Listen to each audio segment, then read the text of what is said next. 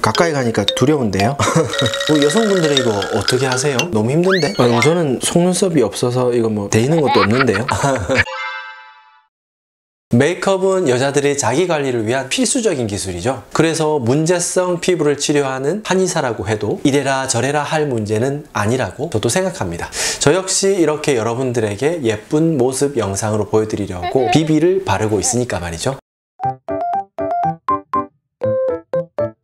안녕하세요. 문제성 피부를 해독하는 한의사 해독남 인사드립니다. 과하지 않은 메이크업을 하고 저녁마다 외출에 돌아와 티끌 하나 남기지 않는 클렌징을 한다면 사실 큰 문제가 될 것도 없어요. 그런데 다른 건 몰라도 아이 메이크업, 즉 눈 화장에 대해서는 잠시 태클을 걸까 합니다. 메이크업 중에서도 이것만은 절대로 포기할 수 없다는 여성분들이 눈 화장. 눈만 조금 커지면 얼굴이 훨씬 예뻐진다는 것은 저도 공감합니다. 하지만 아이 메이크업은 다른 화장할 때보다 조심해야 한다는 사실을 모르는 여성분들이 많아서 항상 걱정되는데요. 눈가 피부는 다른 곳에 비해 얇고 피하 지방층이 거의 없어요. 광고마다 아이크림과 같은 눈가 주변 케어 제품 광고가 유독 많은 걸 보더라도 알 수 있죠.